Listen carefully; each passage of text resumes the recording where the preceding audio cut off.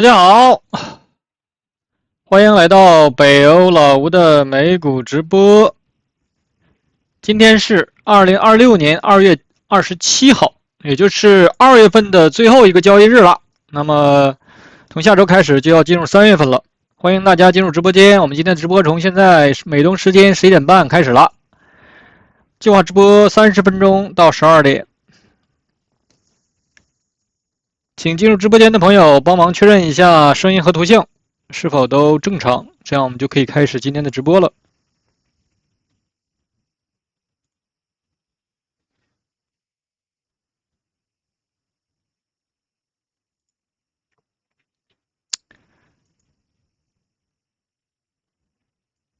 稍微等一下，等待有朋友进入直播间来帮我啊。伊莎贝拉已经进入直播间了，谢谢你的帮忙回复。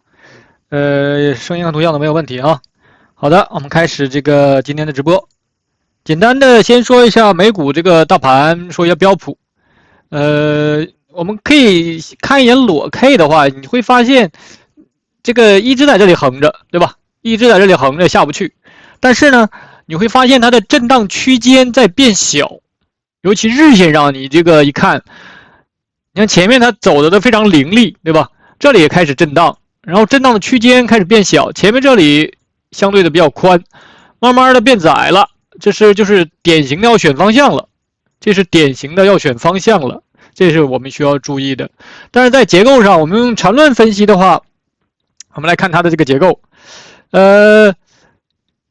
两种分析方法，一种是同级别分解，一种是非同级别分解。两种的区别就是同级别分解，我就是看这个周期，我这个中枢是进行扩展或者说进行扩张，对吧？这是同级别分解。那么如果说按同级别分解的话，从4835上来 A 中枢，然后这是 B 中枢。B 中枢如果说进行扩展的话，它就已经9段了。我们把这个中枢拉过来的话，前面是进入段1、2、3、4、5、6、7、8、9，这是围绕中枢震荡的第9段。到第9段，在这个缠论上有什么区别呢？就是说你是9段也好，或者你是5段，或者你是7段，有什么区别呢？到9段它就升级了，就是这个级别不同，这个中枢的级别变大了。这个中枢的级别跟前面这个中枢相比的话，它俩是不相等的。那么后面这个中枢是级别大的，意味着前面所有的这些都变成进入段，这个就变成了大 A 了。它可以继续往上生长，然后在上面再生长出来一个大 B， 然后结束整个的上涨。这就是说它升级不升级的这个意义。还有一种分解方法就是非同级别分解。那么非同级别分解就是以本周期，但是你要结合上一个周期，上一个周期就是周线。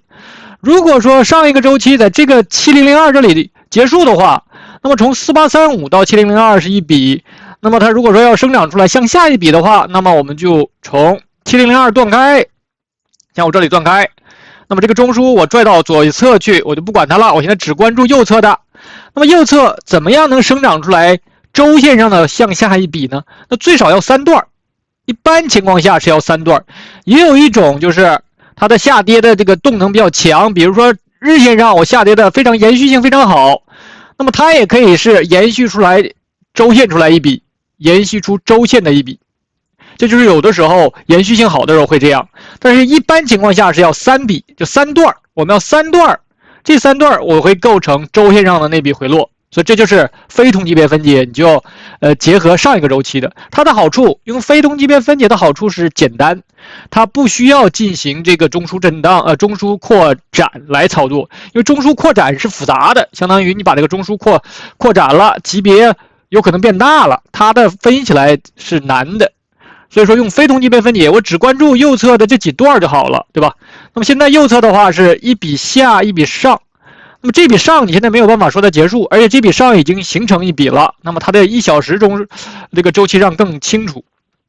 从6775到6952，这个在日线上是一笔上，那么在1小时上是一个非常清楚的一个1小时的中枢震荡。那么今天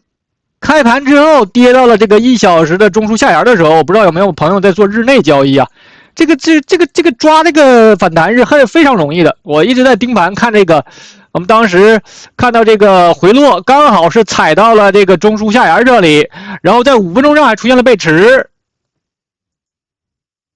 现在看的周期是5分钟上，5分钟上这是进入段，然后这是中枢，然后落到这里，这个位置跟前面一比较是有背驰的。那么这个 MACD 也是有背驰，所以说你这个出现底分型的进，这里出现底分型一进，那你现在能拿到现在，对吧？这个短差是很容易做的。如果说你这些理论都有的话，而且又在盯盘的话，对吧？又到了这些位置，你完全可以去尝试做。所以现在就看它什么时候脱离1小时这个中枢，就说你在这里震，能不能往上走给一个300，或者往下走给一个3卖，来结束这个1小时的这个中枢震荡。这样的话，它就选方向了呀，对吧？那么在日线上，它就可能出现。我们再回到日线看一眼，那么就这样的话，就变成一个2卖了，那就可以往下走，跌破6775，要么给我一个123段出现盘整背驰，结束这个一笔的回落，要么是给我一个12345来结束这一笔回落，要么是给我一个带中枢的，或者带2个中枢的，带1个中枢的也可以，对吧？至于他说是一个3段还是5段，还是一个带中枢的，还是带2个中枢的，你在当下这个位置是没有办法预测到的。后面的这些都是可能，都是出现这种可能。具体到哪种可能的话，我们在当下没有办法预测，那怎么跟呢？比如说出现了1、2、3段的时候出现背驰了，那你说这个位置是不是更容易反弹，而不是往下走呢？对吧？它就更容易出现中枢之后再选，就这里再出现中枢之后再选。所以说，任何一个交易都是。你只能是按照模型把这个可能性给推导出来，但是你没有办法预测出来市场怎么选，市场怎么选都是对的，但是你只需要跟踪市场的选择就好了。但是这些推导的话是有必要的，你如果说连这些推导的可能性都不知道的话，你是没有办法做有期待性的等待的。你知道在等什么的话，那出来什么情况下，哎，你看啊，这是我等的那种情况，然后哎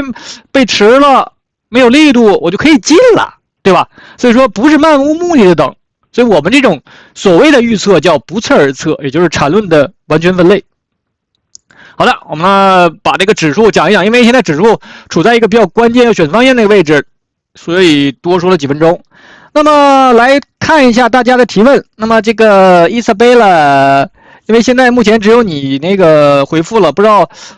应该我看同时观看好像还有8、9个人，不知道大家有没有其他的提问，可以提问一下你们的想分析的个股，这样的话我们更有针对性的这个来讲一讲个股。那么在等待大家提问的时候，我们也他已经有提问了，我们看一下，他问了一个波音。那波音的话，其实我说过很多次，就是这种大而不能倒的公司啊，他说之前出了很多负面消息的时候，都是买入的机会，对吧？这些大而不能倒，我们现在看周期是月线，因为这个虽然说这个商业航空里面出了很多问题，但是它毕竟还是一个军工企业。波音还是一个军工企业，而且他在跟大国之间谈判中，中美之间较量的时候，基本上就是有事儿就买波音嘛，对吧？因为它的体量大，一买就几百架买，所以说，你看它每次下来都是一个要，你可以就放心大胆的买就好了。那么又是这么一个大的区间震荡，但现在呢，我们看一下裸 K， 它现在在120月这里 ，MACD 现在在0轴以上，整体还算良好吧。那么现在这个月线这一笔反弹已经够一笔了，又在中枢上沿，所以说如果说你是，我看一下它的中轨在哪里。如果说你的这个成本并不高的话，那么在这个位置你可以尝试。如果说你这个成本并不高，然后又有底仓的话，可以先减一点，对吧？防止它回撤一笔之后再上去。因为现在这个周期是月线，它的这个看上去不大，但是比如说到中枢中轨的话，有15%的一个空间，这是在这个月线上。我们可以看一下它最后这一笔，所以我们现在只需要看它最后这一笔的内部是不是饱满呢？结构是不是都很充分呢？来判断这一段是不是要结束。所以说这就是缠论分析的好处，就是说你能够定位到一个非常低的周期，然后你能够定位到那一段上。这就是很多人拿起一个股票他不会分析，他不知道看什么，对吧？那么就是缠论这个区间套的一个好处。那么在这个周线上，也就是月线的次级比，它现在是一个这笔也够了，出现了3笔了。我们把这个3段给它这段也画出来，这是周线上的第3段。所以周线上这里其实有一个中枢了。那么但是呢，这个第3段它要结束，对吧？所以说我们现在关注重点又变了，我们要关注第3段有没有结束，因为只有第3段结束了，它才可能形成中枢之后，比如说给你一个结构买点往上走，对吧？所以这是我们为什么要利用区间套一点点降低周期，是区间套结合了非同级别分解2种方法。那么这一段的那个次级别，这是这个日线上这是3段，1、2、3，但是这个3看着有点像一个等比例的位置，我们可以测一下，接近等比例 222.68，222.68又是接近120天和200天的这么一个位置，对吧？所以说，它这段跌的时候回落的有点比较纠结。那么我们再看一下这段能不能够到那个刚才看那个等比例的位置，就是第3段。看一下1小时上现在是一个什么样的一个结构？1小时这里是一个向上，然后这里有一个下上向。其实在这个里面有一个30分钟的中枢。现在我们看的周期是1小时，但是30分钟上它俩的级别类似，所以说你可以用30分钟，也可以用1小时。在30分钟上这里肯定有一个中枢，1小时上是不够的。1小时它的话，它只是一个下上。但是这也是下，但是问题是这一笔上不够，所以只能要延续到这里了。所以1小时上是这么一个结构，那它也有一个中枢，那个中枢相对的比较远，在这里做了一个很窄幅的这么一个你会发现这笔反弹刚好是碰到这个中枢的这个第一笔的下之后就下去了，对吧？你在实际操作中这种情况下，在它这个延续性非常好，这种就是4浪反弹嘛，1、2、3、4，你可以碰到前面这个就构成中枢，然后往下走。这是你如果说熟悉这些模型的话，这种操作都是相对比较容易的。当然了，我们现在用的是复盘的模式，类似马后炮，你这个当然知道这里要卖了，我当然知道这里要买了，对吧？但是在当下交易的时候，你能不能够如实的做当下关？当下的时候，这里能不能够去做卖或减仓的动作，而不是去追涨？那么现在这个1小时这个结构也出来了。这是为什么我刚才在日线上看它跌不动的原因，就是1小时这个结构其实相对饱满的。我们可以再看一下这个进入段跟离开段，进入段、离开段也是接近等比例，发现没有？1小时上也接近等比例，所以这也是跌不动。那么在1小时的最后这个离开段的话，这里也是有好多小中枢，所以说这个如果说手里有的话，可以当然了，稳妥一点，我的建议是等一个底分型，之后。这3根 K 线我构成一个底分型之后，我再开始尝试买一买，因为它完全是可以3笔就结束了，这样的话就构成周线上的一笔回落，然后可以出现周线的这个结构买点了，就周线上这里出现一个结构买点，然后可以往上走的，也就是说日线上这3笔就结束了。但是呢，它已经出过财报了，所以说你说它能不能够再往下杀一杀，比如说踩到这个120天和200天这里？再一个快速支撑上去也可以的，毕竟它这个120天和200天，你看它前面这里，自从在这里出现120天冲到上面之后，就一直没有被这个跌破过，所以120天还是非常重要的一个长期均线。所以说我个人建议，如果说真的要踩到这个位置的话，你可以大胆去买。当然了，如果说它是一个快速杀，那就这个不背驰的话，那就等一等，因为这个1、2、3。的等比例的位置是在，我们把其他的删一下，它是在223.8，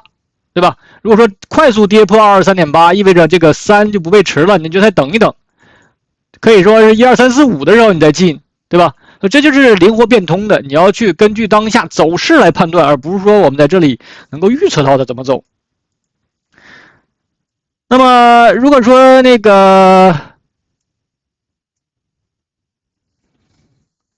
所以说你要想建仓的话，就按照我刚才说的那种方法。然后我们再往下看，这个丽丽朋友问了一个索尼，但是索尼的话，在美国有交易吗？哦，它有一个 ADR 还是一个什么东西？你说你想建仓，因为它的主要交易市场应该在日本吧。但是呢，图形上倒也没有看大周期的话，其实倒也没有关系。但是这里周线上没有够一笔，但是周线上是已经到了120周了，看到没有？周线上是踩到120周了。你进入索尼的基本面的原因，你可能是已经了解过了。这也是因为就是说，如果说不熟悉它基本面，是很难会去买这个索尼的，对吧？毕竟，然后它这里日线上的话，你看这个周线上是成一笔了，对吧？那么我现在关注就是日线上这里能不能够有一些日线的最高点在这里。那么它的话，1、2、3、4，这也是够了。1、2、3、4、5、6、7，看到没有？它走了个7段，1、2、3、4、5、6、7。但是第7段的话，可以不跌破前面的低点。你看这个7，刚好没有跌破前面这个1、2、3、4、5、6，它没有跌破这个前面这个6的低点，所以说这就形成了一个2买，对吧？你如果说一直盯盘的话，那出现这个2买又出现底分歧，昨天是一个比较好的一个刚高开出来的时候，你就应该进。昨天刚高开就是进，但是你现在买的话也没有太大的这个问题，毕竟它已经走了一个1、2、3、4、5、6、7了，所以这里要做一个中枢。最强的是要突破前面这个高点之后，它才能显示出强势来，就是突破这个23.47，最好是比如说一个非常强势的拉升，然后一个回落，买这个买点2买。2+3的这个买点是比较好的，因为它如果说只是比如说到了23.47这里的话，那也可以在这里做中枢啊，它可以在这里做中枢之后继续往下走也可以的。现在 MACD 也并没有全上去，没有上到0轴以上，对吧？所以你如果想建仓的话，因为现在今天这个位置也不高不低的，比较尴尬，所以说你要不买的话，它可能就一直往上走。你要买了的话，它也可以立刻一个小回调，所以说现在这个位置比较尴尬。我的建议的话，就看你的想买入的这个仓位以及你想持有的这个周期。如果说你想买的话是量非常大，然后持有的周期又非常长，那你可以一点点买嘛，对吧？今天买一点，就比如说1、2周买一次，也不要买的太频繁，就看你的，所以说也是基于你的个人的想买多少以及你想持有的周期来决定的。就是不太好说。我们再往下看，这个叫58499这位朋友问了一个 Spotify 的话，他之前我们是在做周末复盘的时候分析过，然后他又问了一个，还有个 BR， 我们先看一下他问的这个 Spotify 的话，大家也都非常熟悉它的主营业务了，对吧？这个流媒体啦，它在流媒体音乐这个是龙头。虽然说有苹果的音乐也好，还是什么亚马逊的那些，都没有办法跟那个 Spotify 来竞争。但是它是主要就是以收这个月费，对吧？那么它这波回调确实也够深的，从这个785跌到这个低点的话，跌了48%，接近50%的一个回调。然后本月现在是出现了一个非常大的一个底分型，底分型出现一个非常长的下影线，看到没有？2月份出了一个非常长的下影线，这是一个好事儿，那我们要看一下它这一笔的内部，周线上一笔，因为它月线上已经成笔了，我们就把这个最高点785断开，785断开，这个周线上还是一笔，而且周线上我们看裸 K 也是踩到了120周这里，120周，对吧？非常大的一个长周期的均线。然后日线我们就看最后这一笔，这是我们之前简单分析过，在这个周末复盘，就是在它出财报之前，我们简单分析过。我们来看一下这个 Spotify 这个结构，这是日线上这个中枢。那么它这个比较有意思的这个就是这个反弹的这一笔。把这个价格给它更新到这里来，我们看它这个中枢的位置。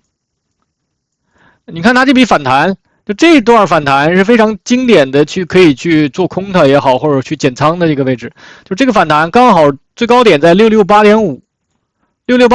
这个中枢下沿在663.06。一般这种尝试离开中枢，然后一个反弹，它基本上会触及到这个中枢的下沿。这个因为上面这里的套牢盘是比较多的，对吧？套牢盘比较多，到这里卖压是比较大的，它碰一下，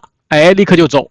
让这些人来不及出的人可能会割肉啊或怎样，所以说它这个位置也说明了上面这个套牢的厉害，压这个套牢人比较多，所以说它也不敢尝试上面的价位，说明这个一到这里的话卖压比较大，卖压就是卖出售股票的人比较多，它拉不起来呀。所以这种是非常常见的一种图形，就刚回到中枢里面来，然后立刻就回走。有的强一点的话，比如说走到中枢中轨这里，然后继续往下走，也可以的，不是说必须是在这个下沿这个位置，只要在中轨之下，很多这样往下走的这种，所以你看到这种的话，就先卖，或者说去做空它都可以。那么在日线上这个结构，现在从这个668之后是一个什么结构？668之后到这里是一笔呀，它这里虽然说有反弹，在日线上都不构成一笔，所以这个中枢我这里中枢画的是次级别的，是一个2小时的一个中枢。然后它下边的话，我们看它的这个具体之后再生长出来什么结构？这里是出现了一个有效的一笔反弹，今天这个高点506.94。504.86，对吧？刚好是出到高点了，也就是说这个反弹已经够一笔了。那么这个反弹够一笔，就是说，因为它的月线上是出现了一个大幅的一个回拉，就是那个下影线非常长。然后周线的话，现在出现包含关系之后，我们看这个裸 K， 这4根 K 线出现包含处理之后是有底分型的。包含处理怎么处理我就不讲了。包含处理之后是有周线的底分型了，这就是一个好的迹象。然后日线上。那么我们现在其实可以暂定这里是要出现，比如说我现在假定从405这里作为一个转折点的话，我们把它也断开。然后我现在关注的是405右侧这些 K 线能不能够生长出来一个周线一笔反弹。那么现在在日线上只有一笔呀，日线上只有一笔，然后这里还有一个1小时的中枢，我们再把这个1小时的中枢给它圈出来，我们再看一下1小时上，也就是说从405这个位置我能不能够生长出来周线上一笔，我要做的其实就最短的就是一个周线的一笔反弹。那么现在这个1小时上是一个下上下，对吧？一个很清晰的1小时的一个中枢。那么这个1小时中枢我就跟踪它就好了，因为1小时的中枢你要往上走必须要不背驰，这个离开段跟这个进入段不能够出现背驰状态。如果说出现背驰，你就拉回来了。只有不背驰，然后给一个300，才有可能往上生长，对吧？如果说我只是出去了，然后没有力度，那会被再拉回来的。直到你出现一个300，才可能继续往上走。就是我们现在假设这个位置要出现，因为我们要做的是周线这笔反弹。我们要做的现在先做周线这笔反弹，反弹到什么位置？是 0.382 啊，还是 0.5 啊，还是 0.118？ 我们不知道。但是我现在周线上已经有底分型了，所以说我可以这样计划操作。那么跟踪的话，就是跟踪1小时这个中枢。现在，那么1小时现在也有离开了，然后还出了一个小高点，但是现在1小时的力度没有打出来，就这一个离开的这个力度现在还没出来。好在这个 MACD 是上到0轴以上了，但是你看前面这里，明显柱子的这个面积更大，就这个的进入段的面积更大。你看后面这个面积，明显一比较就小，对吧？所以他想逃离这个中枢的话，那现在没有看到力度啊，就多头的力量没出来，那么更有可能是再被拉回来一笔。比如说你把这个中枢的中轨给它加上，那么我踩一下到这个位置，那我可能要多买一点。因为它这个 MACD 应该是在0轴上方的一个活动，然后看它这一笔的力度能不能够出来，就这个离开段的力度能不能够比前面这个离开段力度强，才有可能离开这个中枢。因为我们知道中枢，禅师做过一个比喻，就类似一个这个星球，他对他想逃离这个星球的这些卫星是有吸引力的，你个逃逸速度不够大的话，你是逃不出去的，对吧？你逃出去了，我被你吸过来。所以你只有特别强，所谓是怎么强呢？那只能比较啊，我这个离开段跟进入段比较，那力度大，我就可能回不来。所以说这个现在离开段没有看到力度。那么你想进的话，我建议比如说再次回踩到中轨或者说上沿都行，就中轨和上沿之间吧，这个位置的话可以尝试买入它。然后你又问了一个 BR， 但是呢，我们只有5分钟时间了，我们只能先分析一下这个 Sherry 朋友问了一个 Broadcom， 我们要先看一下这个博通。那么博通的话也是马上要出财报了，3月4号下周3盘后要出财报了。那么在刚刚过去的这个周三盘后，英伟达是出了财报，对吧？虽然说英伟达财报特别亮丽，不论是数字啊，还是展望，一季度的展望都非常非常好，但是那这个涨跌它是不由它的。那么这是华尔街交易员来决定你是涨还是跌，因为它的期望值特别高，所以有点利好兑现的那种情况。那么不知道博通这个能不能打破这种魔咒啊？虽然说数字非常好，展望也非常好，但是就不涨，对吧？这是这个现在这些芯片公司、AI 公司的一个困境。因为现在市场就担心你的支出特别大，你能不能够收回来？这是现在一个很大的问题。那么针对这个博通的话，我们看一下它的结构，也是这个我们看裸 K， 这是周线上这一笔是回落了，对吧？而且周线也出现了底分型了，现在就在这里横着呢。那么我们看一下这个，也是踩到了 0.382，0.382是什么位置？是这个138上涨之后的一个回落的0.382的位置。所以这里能不能够以这个295作为这个起涨点，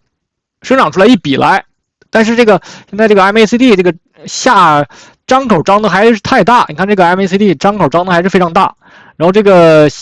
这意味着这个小周期的这个下落的动能没有被完全消化，才会出现这种图形。这就是我们需要这个关注的。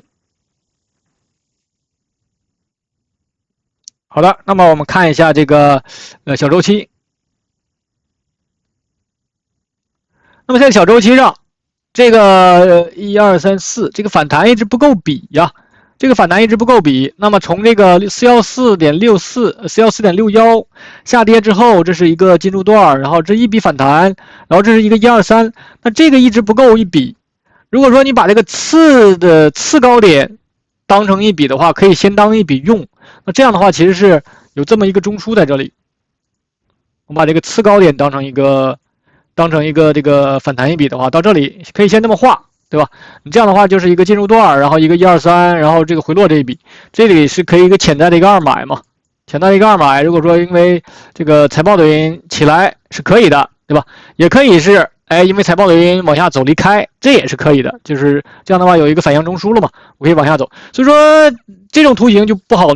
做了。因为它是一个马上要出财报的一个，而且你看它这个200天和120天，我们看一下前面的这个均线就知道。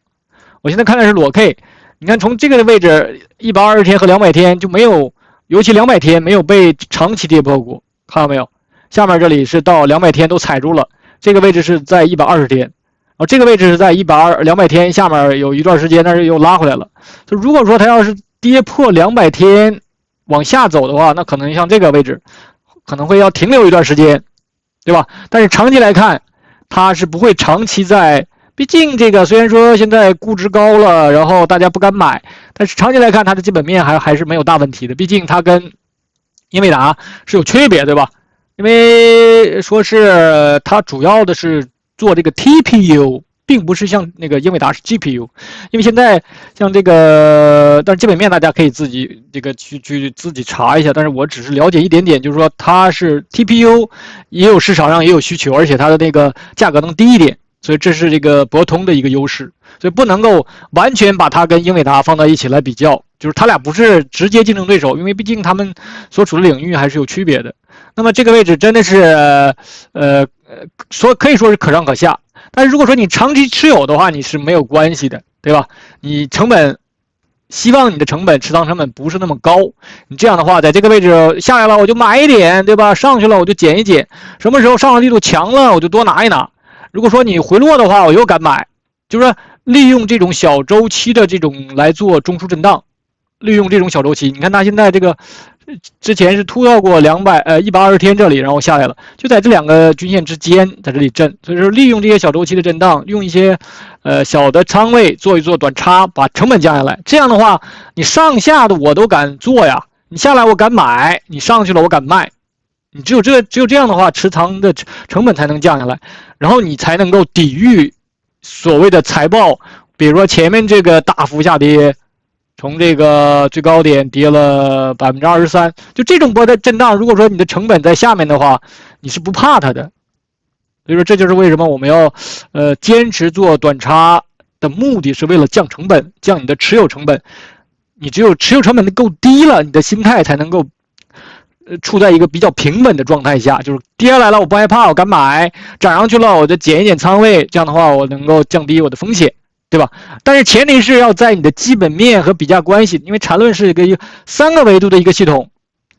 基本面、比价关系，最后才是技术面，在这个3个维度下来操作，而不是单只看那个技术面，那你就错了，那就坏事了，对吧？那你有可能你可能敢买的话，比如说下来了，你去买它了，然后那没想到这个基本面走坏了，它越走越坏，你越买成那个仓位越重，那有可能搁在最低点，就是你对它的基本面没有信心。但像这种你的基本面对它有信心的时候，你是敢买回落的。你看前面这里跌了这么多，对吧？它又希望再上去，只要它的基本面没有大的这个改变的话。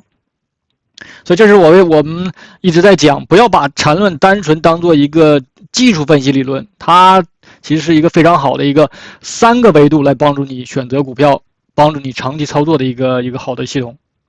好的，因为时间的关系，我们今天就只能到这里了。